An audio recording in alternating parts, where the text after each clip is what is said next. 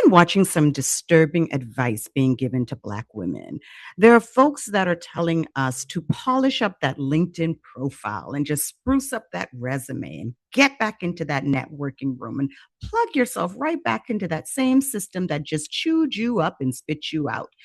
So, today I want to talk about why that advice can hurt us and what we can learn about what we should be doing from some of the most dangerous women in history when the system came for them.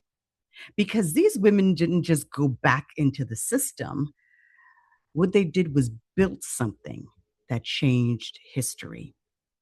So if you are one of those women that have lost a job, or you're watching someone that you love that did, and they're trying to find their footing right now, I want you to please stay with me, because by the end of this video, I think this is going to give you a sense of direction. Welcome back. I am Marjorie. And if you're new to this channel and just found me, welcome. I am a teacher, a writer, and a guide for women at their threshold moments. And this channel is where personal evolution meets collective leadership. If you're a woman who senses something in you is ready to shift and how you see yourself and how you lead and how you move in the world, you're in the right place. And if this content speaks to you today, please like it and subscribe. It helps this work reach the women who need it the most. Now, there is a particular kind of exhaustion that I am watching, and it's not just the job loss. It's the job loss plus the expectations that the answer is to do it all again. Polish yourself up, make yourself more palatable, more hireable, prove your worth in the room that has already told you they don't want you there. And I get it. Some of us, we need that steady paycheck, that stability, that health insurance. It's real. It's survival. But there's something else that's happening underneath that. And I think you all feel it too. There is a knowing. We don't have words for it yet. We don't even have a plan, but a knowing that that same resume, that same networking strategy, the same way of showing up that didn't protect you before, it's not going to protect you this time either. That knowing is important, and I don't want you to dismiss it as doubt or dismiss it as fear. That knowing is the beginning of imagination. That knowing became so strong in me last year after going through my own layoff in 2024. I knew all along that I needed to move on and exit right, that they didn't value me. By the time that layoff happened, I was empty. I felt betrayed and out of sync with myself. So my first instinct was, I'm going to rebuild. I'm going to start my own business. So I got my first client, and over that year, I built a consulting business alone. I had to prove that I could do it. And don't get me wrong, I still search for work, okay? Because that's the thing to do, right? I mean, what would people think if I wasn't looking for work? So while I'm trying to prove something to myself, I'm trying to get approval of others. So I isolated myself into acceptability, and I bet on myself. What I didn't know then, that took me about 1.5 years to understand, is that isolation is the system's best tool. It keeps us competing instead of building. It keeps us believing that myth that we have to earn our way back in isolation. So how many of you right now are building a business solo? You're a solo entrepreneur alone. Maybe you have a virtual part-time assistant. But here's what changed for me. I realized I couldn't do this alone. And more than that, I didn't want to. My imagination was big, y'all. It still is. And that matters. right now because there are opportunities opening up, right? People are calling Black women into spaces. And I want to be clear, some of these spaces are designed to help.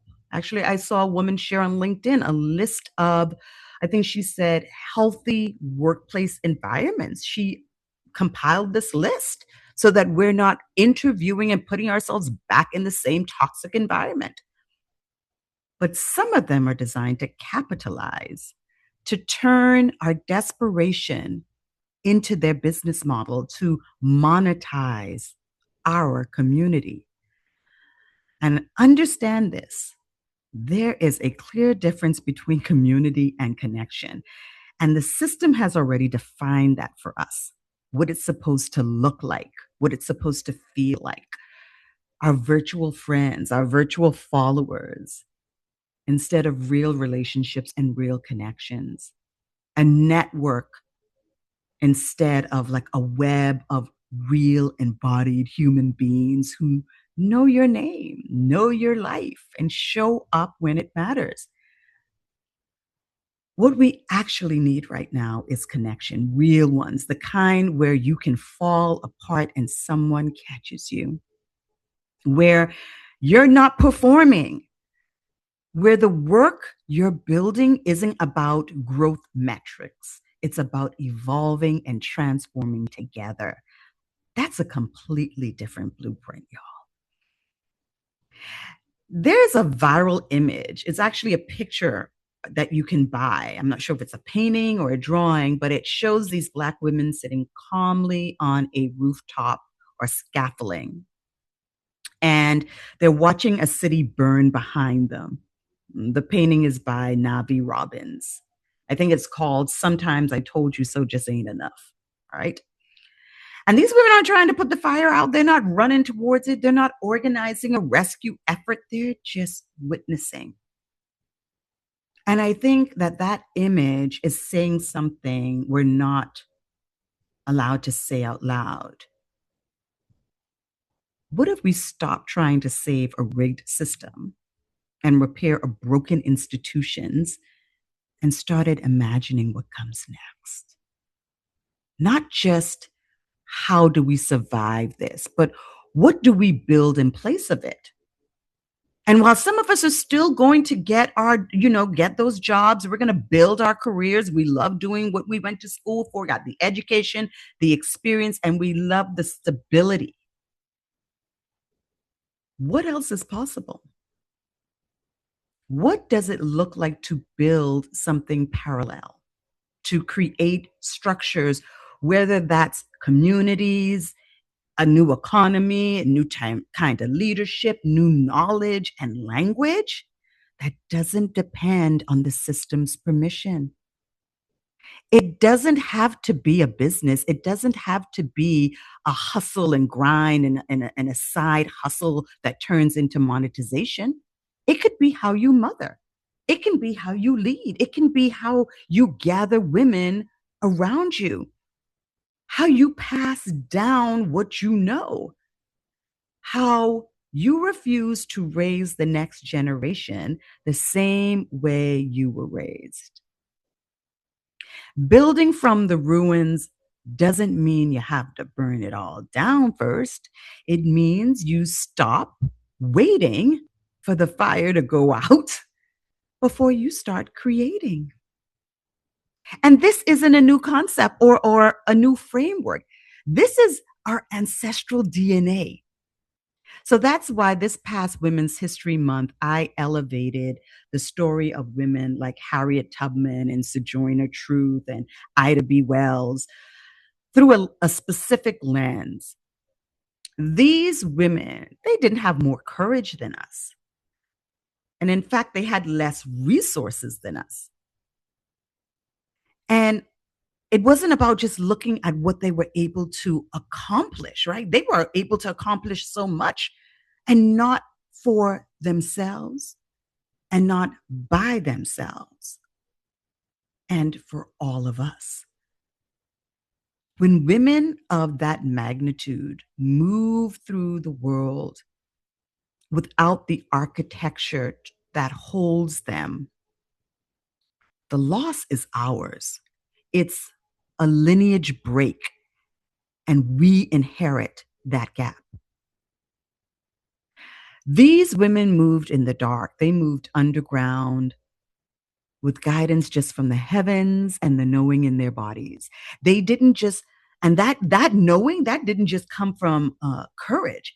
That came from this imagination, a dangerous imagination, the ability to see something that the system said was impossible and unimaginable. And everything that they built, they didn't do it alone. They may have started alone, but it didn't end that way. Real people, real risks, real connection. And what they imagined, freedom beyond the system's definition of it, changed everything. That same imagination lives in you as an actual capacity that I want us all to tap into and embody. So when I think of these women, I think of the dangerous woman archetype. She disrupts, she dismantles through her bold and courageous actions. And then the midwife of collapse archetype. She holds space while everything in the system is falling apart. In the ruins, she is midwifing what comes next. She's birthing the new structures and the new ways of being. And right now, Black women are being called into both of these archetypes at once. So let me tell you, the system isn't afraid of your success. It has a plan for it. It knows how to absorb it. It knows how to monetize it. It knows how to contain it. What it cannot plan for, what it has never been able to contain, is your imagination. An imagination so dangerous that it can transform toxic environments into habitable ones. An imagination so sacred it can connect with one another, our ancestors, and even future generations. We are living in the imagination of our ancestors. And I'm quoting from the book here, Imagination, a Manifesto. Sadie Sada Hartman, she reminds us. And she writes of our ancestors during slavery. Like, this was all that they had, was their imagination. An imagined place might be better than no home at all. An imagined place might afford you a vision of a future. An imagined place might save your life. I've said this before. I believe that our imagination will save us. So that's why I'm inviting you all to the Dangerous Imagination, a saloon for women building outside of the system, this Monday night, April 13th at 6:30 p.m. Eastern. We're going to go deeper into conversation and discuss what dangerous imagination looks like. We really want to play with that to see what is buried deep within you, how it moves through connection, and what is possible when Black women and all women stop trying to fix the system and start building from the ruins together. So I'm going to put a link for that registration in the show notes below.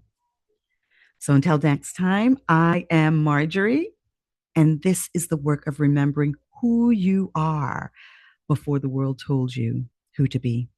I'll see you next time.